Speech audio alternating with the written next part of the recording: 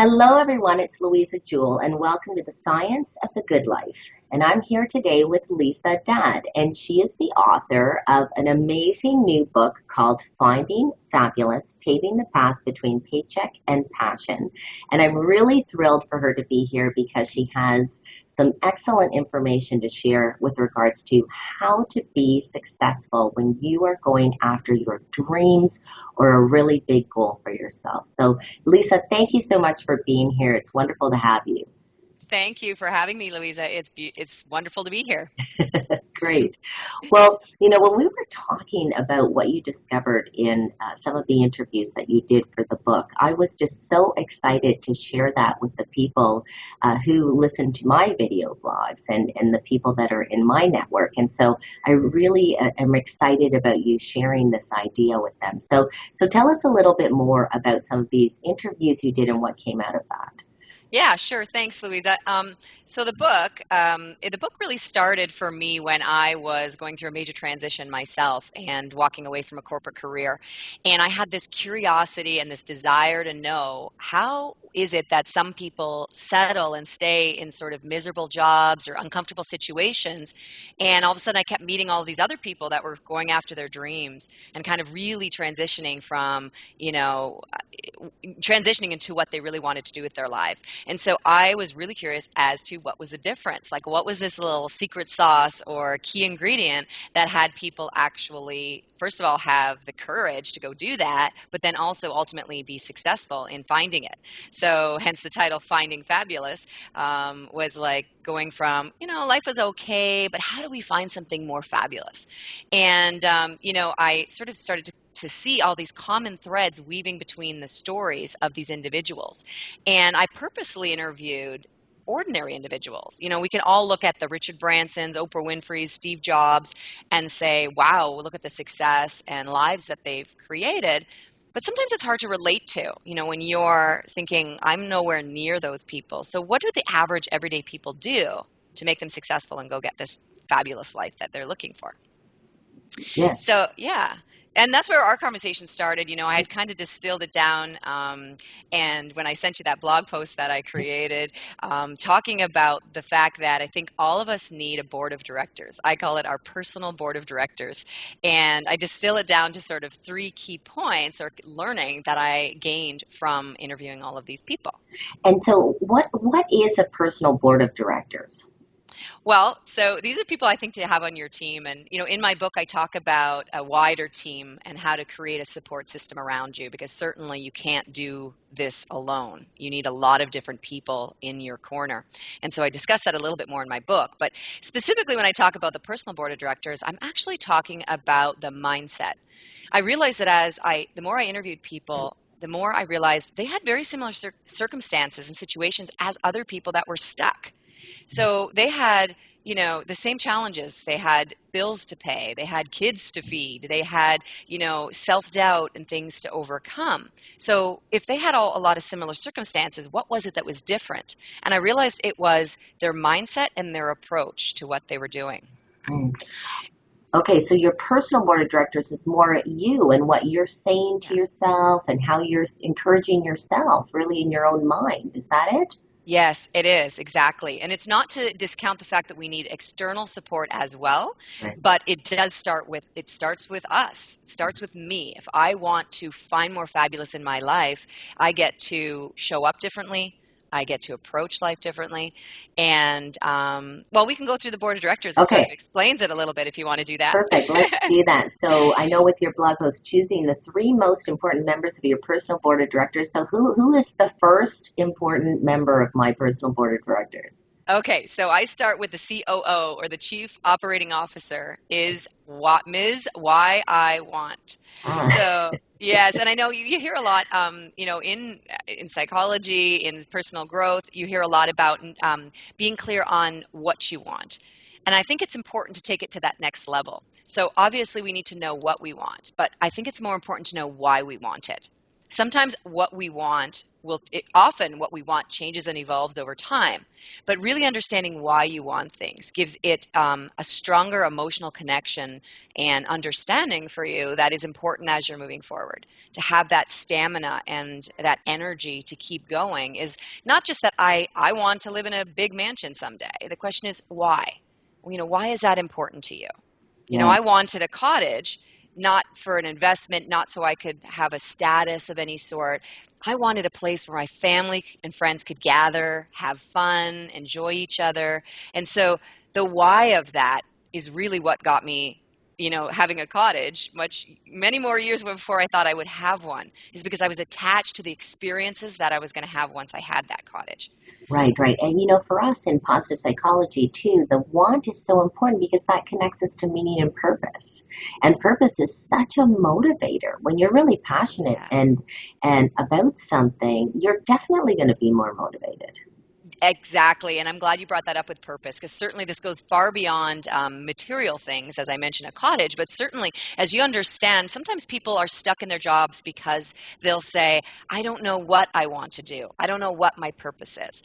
And I found out through interviewing all these people in my own journey is that it's more important to understand why you want the change. So if you understand that I don't totally know what my purpose is, but I want to help people in a deeper way.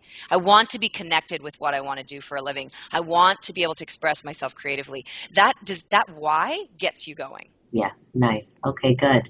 Okay, and so who is our second personal board of directors? Okay, so next And is then, the chief financial officer, your CFO. And your CFO is I.B. Willing, Mr. I.B. Willing. And Mr. I.B. Willing is the one who holds the purse strings. There is a cost or an investment to everything we do. And I think it's really important that people are willing to do what it takes. It's really easy to want the notoriety of Oprah Winfrey or to want the money of Richard Branson. But are you willing to do what it takes to get you in that place? You can even want to have more impact on people's lives, but are you willing to have a little bit of uncertainty, a little bit of risk, a little bit of going into the unknown? You have to be willing to pay the price of that in order to get to where exactly is you want to go. And so that's a mindset as well, is to be willing to do something new.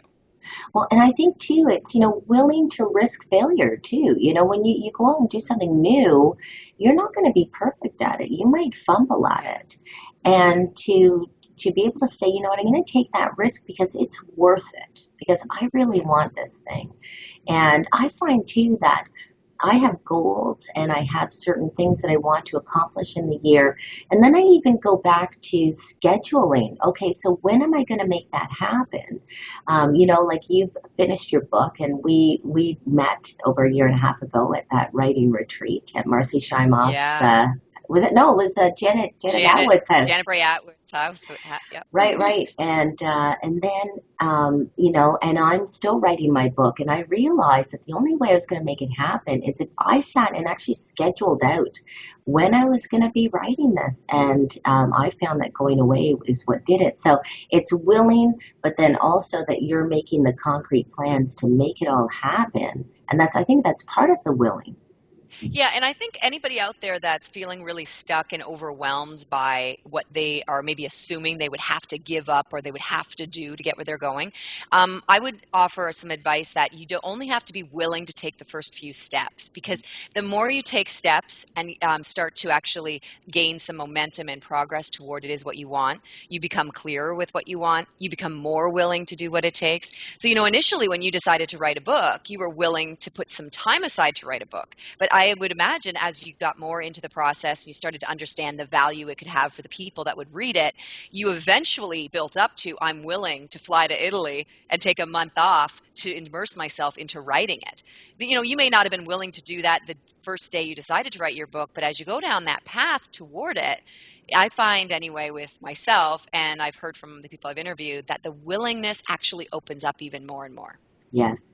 And that even goes back to the self-efficacy science that, what, start with a baby step, because sometimes it's too scary for us to think about that end goal. Yeah. And so if you can start with a little baby step, that's much less scary. So that's fabulous. Okay. Okay. So now let's talk about the third personal board of director. Yes, this one I call your CEO because the CEO really is what ties it all together. You can have your COO, why you want what you want. You can have your CFO be willing to pay the price or pay the dues to get what you want. But none of it matters unless Ms. M.I. Worthy shows up at the table. And Ms. Worthy, it doesn't care if you know what you want or if you're willing to pay for it if you don't understand that you are truly worthy for it. And so this is all about understanding whether or not you have some underlying limiting beliefs that are holding you back. You know, lots of people will say, look, I think I know what I want and I've been working toward it and I can't make any traction. I'm getting stuck. And often the biggest barrier that I uncovered when I was writing my book was you, basically, the self. Most people, you know, when I said, what was really the key ingredient? What was that secret sauce to making success happen for you? And often, some form or another, they would say, getting out of my own way. And so that really comes back to believing that you actually are worthy of what you're going after. You can actually envision that you're having it. And yeah, just challenging whether that is something that's holding you back. Yeah, and you know that can be a thing. You know, I know some people are actually fearful of success, for example. Mm, You know, they just don't feel that they're worthy of it, or they feel that if they get it, certain things are going to fall apart in their life, or relationships are going to fall yeah. apart if they become successful at something. And, you know, the other thing that I find about worthiness is that's where your joy comes from.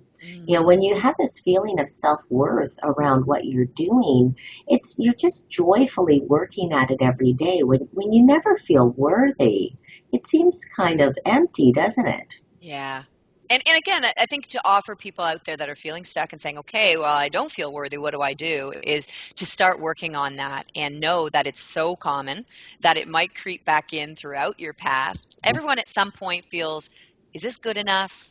Are people going to like this? Is this really adding value? Who am I to tell you how to live your life, kind of thing? And so I would say go easy on yourself at first and a little bit of patience because this journey, there's lots of ups and downs, as you well know. We've talked Oh about yeah. before, lots of ups and downs. And so, again, it's not showing up and saying, I'm completely worthy for everything and it's just one time thing and I'll feel like that for the rest of my life.